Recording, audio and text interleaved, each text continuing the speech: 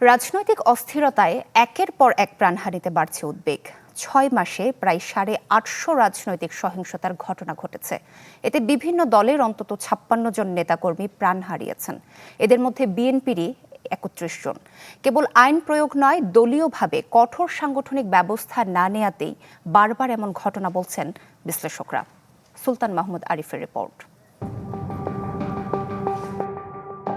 ক্ষমতার দ্বন্দ্বে ২০২৫ সালের ১৭ নভেম্বর রাজধানীর পল্লবীতে প্রকাশ্যে গুলি করে হত্যা করা হয় যুবদল নেতা গোলাম কিবরিয়াকে।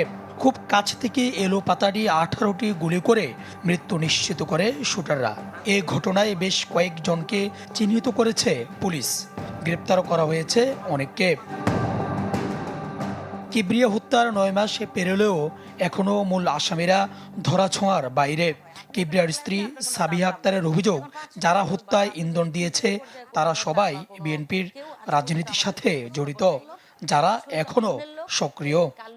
রাজনৈতিক সহযোদ্ধা যারা সহকর্মী আছে তারা এটার সাথে জড়িত এবং তারা আন্ডারওয়ার্ল্ডের কিছু সন্ত্রাসীদের ব্যবহার করে এই হত্যাকাণ্ডটা ঘটাইছে। আমার মতো আর কতজন এরকম স্বামী হারা হবে, আমার মেয়েদের মতো বাবা হারাবে আর কতজন। এই বছরের ২৪ জুলাই রাজধানীর কাফরুলে গুলি করে হত্যা করা হয় আরেক যুবদল কর্মী ইউসুফকে। আমি ভরসা রাখি হিরন স্মার্ট ওয়াটার পিউরিফায়ারে। এর দুদিন আগে সবুজবাগে খুন হন বিএনপি কর্মী ইব্রাহিম পলাশ। আর ৮ জুন মৌচাকে সন্ত্রাসীদের গুলিতে নিহত হন স্বেচ্ছাসেবক দল নেতা বিল্লাল হোসেন। এসব ঘটনায় যাদের বিরুদ্ধে অভিযোগ তারাও একই দলের নেতাকর্মী। প্রতিটি হত্যাকাণ্ডই ঘটেছে আধিপত্য বিস্তার, চাঁদাবাজি, দখলের দ্বন্দ্বে।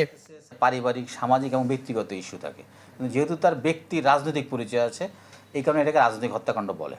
কিন্তু আদতে যেই পরিচয় থাকুক, আমরা এটাকে অপরাধ হিসেবেই দেখি এবং যে ঘটনাই ঘটুক আমরা প্রত্যেকটা ঘটনারই পুঙ্খানুপুঙ্খ তদন্ত করার চেষ্টা করি। মানবাধিকার সংগঠনের তথ্য বলছে, চলতি বছরের প্রথম ৬ মাসে ঢাকা ও ঢাকার বাইরে ৮৩০টি রাজনৈতিক সহিংসতা ঘটেছে। এতে বিভিন্ন দলের অন্তত ৫৬ জন নেতাকর্মী প্রাণ হারিয়েছেন। এদের মধ্যে বিএনপির নিজেদের অন্তর্কোন্দলে প্রাণ গেছে ৩১ জনের।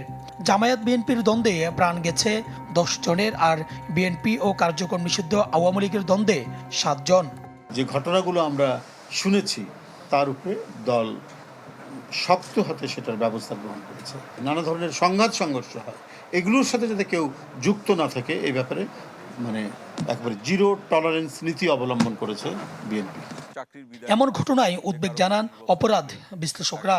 বলেন, দলগুলোর কার্যকর উদ্যোগ না নেয়াতেই বাড়ছে এমন ঘটনা।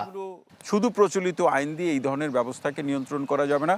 আইনগত ব্যবস্থা গ্রহণ করতে হবে, কিন্তু বেশি নির্ভর করতে হবে বা নির্ভর করা প্রয়োজন আমাদের দেশের বাস্তবতায়। সাংগঠনিক ব্যবস্থা গ্রহণ করতে পারলেই এটাকে নিয়ন্ত্রণ করা যাবে, অন্ততপক্ষে সংখ্যাটা অনেক বেশি কমিয়ে নিয়ে আসা সম্ভব। প্রতিটি হত্যাকাণ্ডের নিরপেক্ষ তদন্ত করে বিচার নিশ্চিতেরও তাগিদ দেন এই বিশ্লেষক। তার প্রয়োজন হলে এমপি তো এই থেকে যদি বাদ দেওয়ার। সুলতান মাহমুদ আরিফ, চ্যানেল 24, ঢাকা। সরকারি দল বা বিরোধী দল উভয়ের ক্ষেত্রে